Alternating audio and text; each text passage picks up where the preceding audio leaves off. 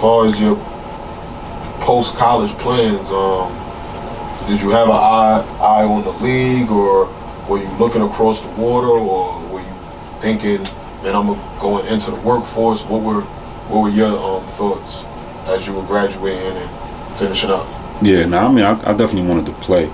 It was, you know, it's more, you know, obviously, you know, when you get to a certain level, like a Big East school like that, you see, you know, you're playing against pros every night, like I said. So I knew I could probably play at that level, but I think the opportunity has to match up, and the timing has to be on point as well. So, you know, not necessarily any professional workouts or NBA stuff for me, but I did, you know, that's when they had, I think the ABA had came out, the first ABA, the second time the ABA came out when they tried to refresh it.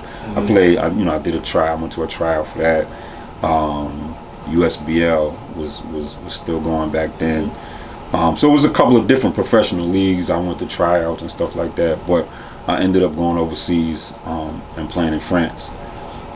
So that was you know, and that was a great experience, you know what I mean, for my 2 years over there. But, you know, obviously everybody wants to go to the league and play in the league, but, you know, like I said, things got to match up, and, you know, it wasn't in the cards for me back then. I always thought, like, you know, if I came back home and got into somebody's camp or whatever, you know, but it's not like it is now. Somebody was telling me the other day, man, like, you shot like 8 threes in the game one time and it was too much.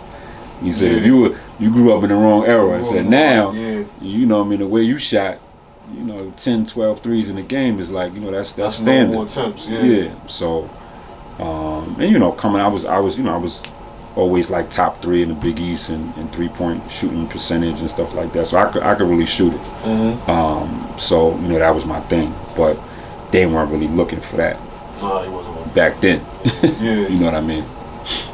A lot of dudes, anyone that shot that jumper would be better off today as opposed to yesteryear. For sure, absolutely. How do you recall that first year going over there at France? No, it was like I said, it was a good experience, man. It was right after 9/11. So it was interesting, because I think, you know, at that time too, if anybody can remember, France and the United States weren't really getting along as well. So being an American in France at the time was, I ain't gonna say it was super dangerous, but it was you know, volatile. Yeah, the only thing that really got me over was the basketball piece. They love their basketball. And if you're contributing, if you're, you know what I'm saying, helping the team win, stuff like that, you know, you kind of get separated, you know, in terms of, you know, people not necessarily always looking at you on their political, you know, with their political views. But it was dope, man. It was, you know, I got over, I think October 01, something like that, and you know, I was able to play in the French league. And during my time over there, we made the French Cup, which was like, you know, big time. And you play in different, because you play all different levels, and you know, met a lot of people, like I said, and people I still talk to this day.